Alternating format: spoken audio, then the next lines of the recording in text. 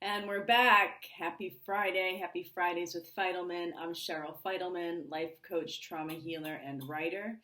And today is January 24th, 2020. One more week of the first month of the new year. All right, here we go. So today's topic is the illusion of toxic people. And I'm going to say it's a bit of a continuation or an add-on to my gaslighting video from last week. So some of the ideas may be repeated, but my attempt is to add to them and piggyback on them. Now, certainly there is such thing as toxic people. And I'm not sure there's such thing as an objectively toxic person. In other words, there may be somebody that you feel is toxic and somebody that I don't feel is toxic. They may trigger things in you that they don't trigger in me, and vice versa. I would say there's probably some people who are objectively toxic, people who lean more on the extreme scale of narcissism. And those people often include people who have some sort of extreme addiction, whether it's drugs, alcohol, porn, sex, and myriad of other things that people can be addicted to. And the reason why I say that is because, not all narcissists are addicts, but a lot of them are, because they're blinded by the relationship that they have with that addiction. And that addiction is the only thing that is validating their experience. So any other experience that they have or any other relationship that they have, their primary relationship is with their substance, and any other relationship that they have is often faulty, not real, dysfunctional. Not the topic of this video, but the point is that often addicts are the ones that would maybe objectively toxic because they cannot notice their impact on you. And that is, I would say, the number one characteristic of being in a relationship with a narcissist. They just don't notice their impact.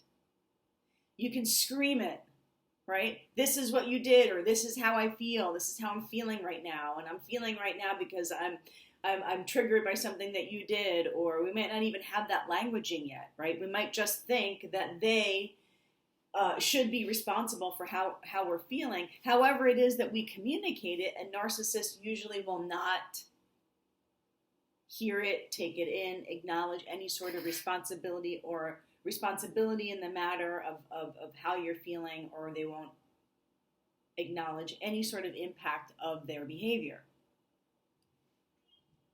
Now, while to some people that might be toxic, and one would say move away from that person.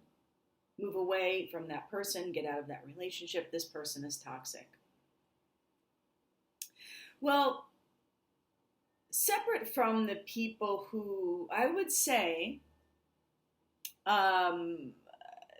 just throwing this out there as an idea, that there's a small amount of people who are objectively toxic. But some people may be toxic to you because there's something that you need from them.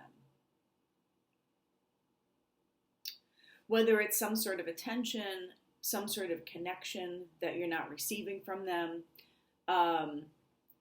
or there's something that they've done that's hurt your feelings, and you need them to acknowledge that they played a role in your feelings, in your feelings being hurt.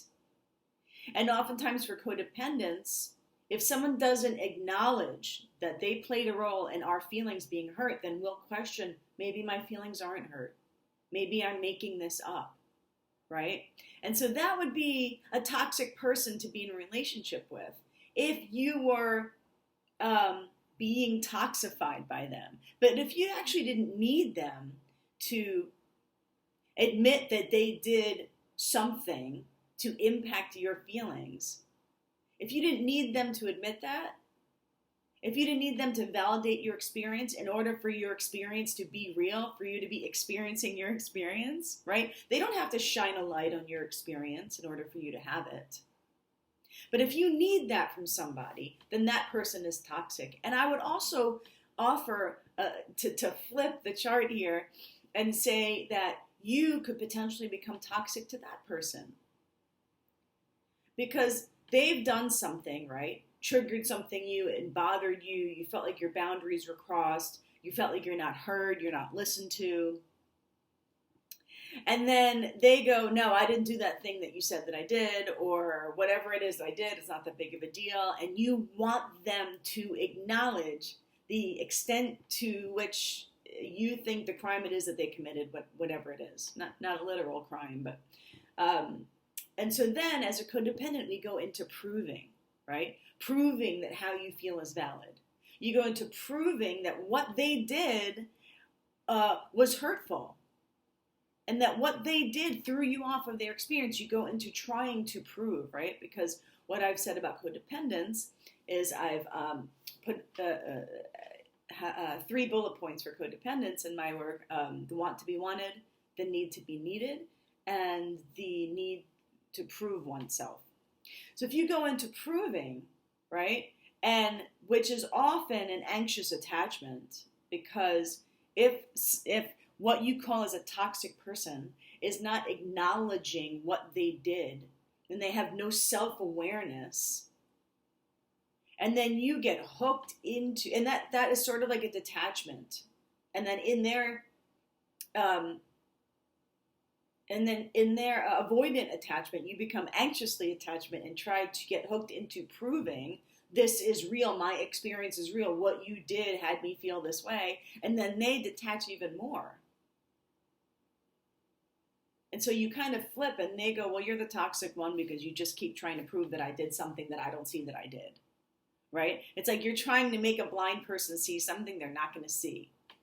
And also, I've noticed that with my clients and my friends, people in my life, that they'll find people toxic because they don't like their quality of life, or they don't like the way they lead their life. This person is toxic because they don't have a job, or or they drink too much, or they're constantly in and out of relationships, or this person is toxic because they never have any money and I always have to pay for them. And so oftentimes we find those people toxic to us. They're not objectively toxic, but they're toxic to us because they suck us in to play some sort of codependent role in their world, right? I always have to pay for this person, or whenever I'm around this person, they drink a lot, so I drink a lot. So we sort of adapt their way of being because it's easy for us to give up our way of being with somebody else. It's easy for us to assume somebody else's experience and assume somebody else's paradigm.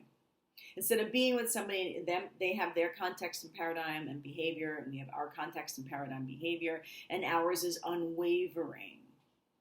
You can be around more people and have more different kinds of friends and more different relationships when you have a solid inner compass, a solid relationship with yourself, which is what I say in all my videos is the number one most important relationship. That who you are and who you be is unwavering no matter who you're around.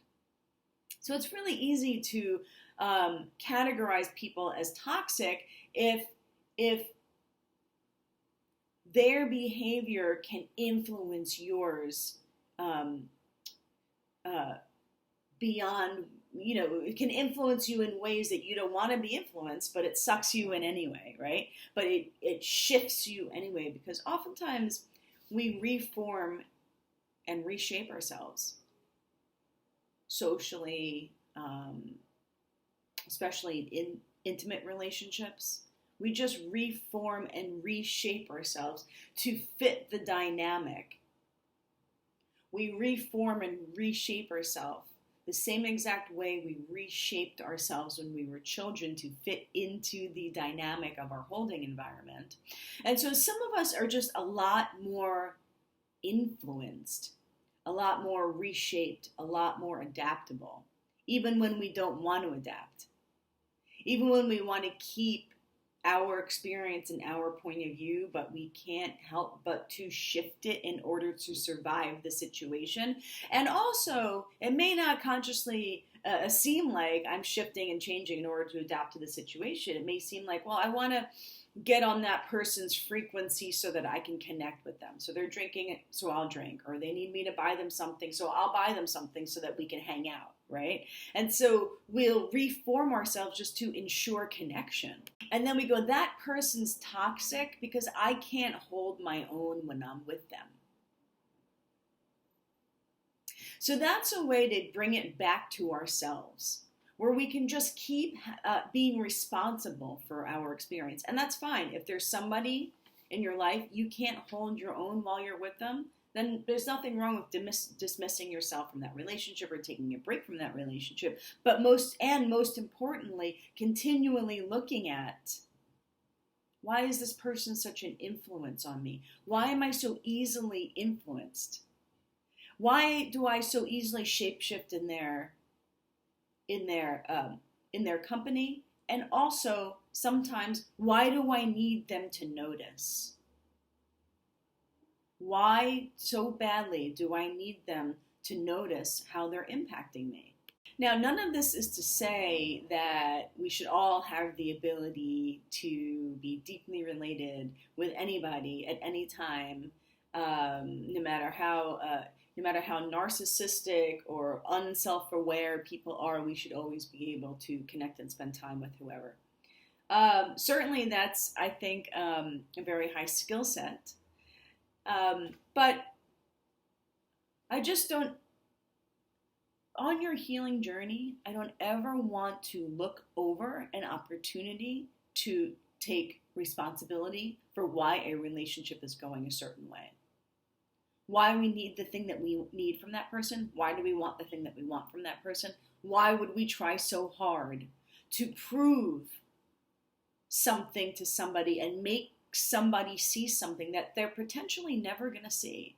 Some people spend decades in marriages hoping that their partner will see this one thing, and fantasizing that once they see that one thing, then we'll be great. Then we'll have the relationship that I got into this relationship for, finally. And last thought here, when there's somebody that we deem as toxic, somebody that is just not getting their impact on you, they're just not getting it. They're not seeing it. No matter how much you explain, describe, dismiss of yourself in order to accommodate, that's another thing that we do, is we'll dismiss certain parts of our experience in order to accommodate what they can see and what they can't see. It's like, well, we match all of their frequencies. I hope that piece doesn't sound too abstract. But when it comes to people that we deem as toxic, they're not seeing us, they're not hearing us, they're not seeing us, they're not hearing us, they're not getting their impact. Then, a really important practice, and this is not in order to remain friends with that person.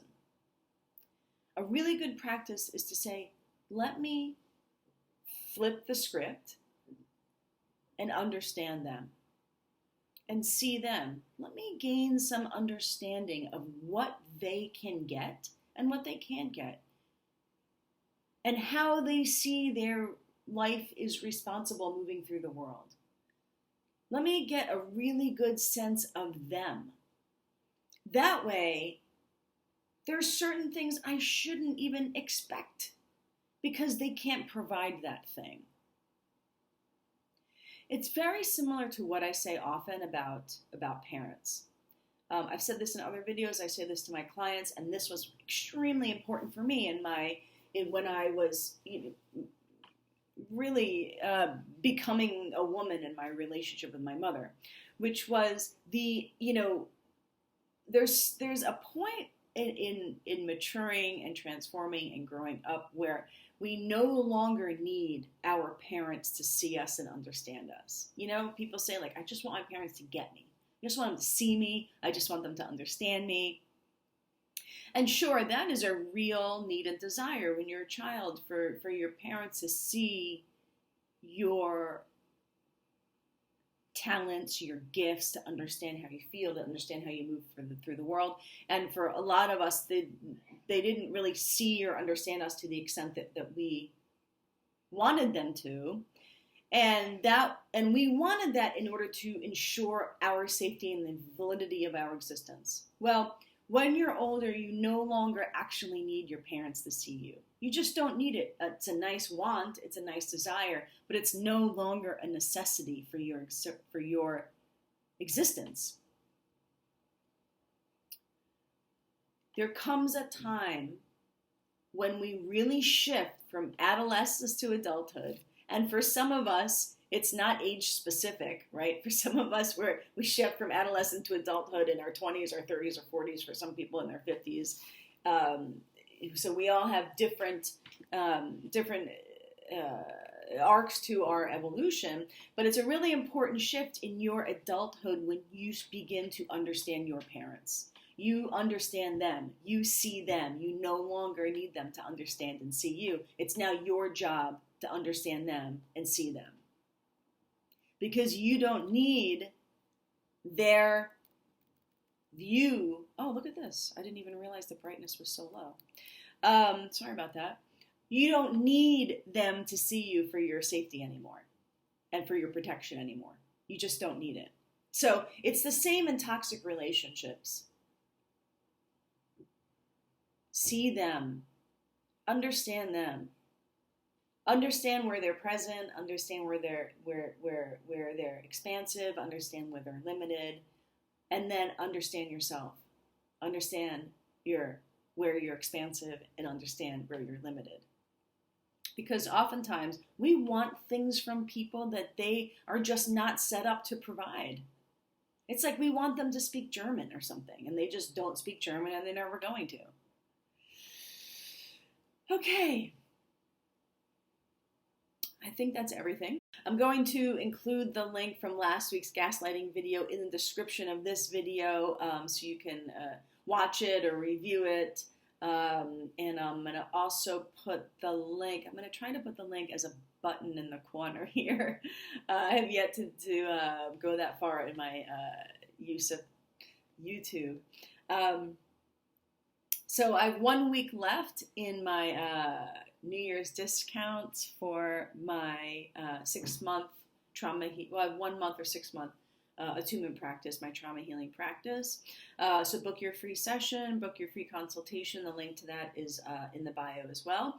And whether or not you sign up for my program, I promise that you'll get value out of the consultation.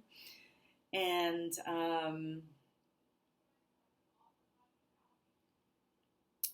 life is now. You are awesome. Happy healing. Do your best to flip the script. What is it that you're wanting from somebody else that they may not know how to provide for you? And it's not their responsibility to know how to provide that thing. All right, everybody. Happy Friday, have an awesome weekend, and happy healing. Bye.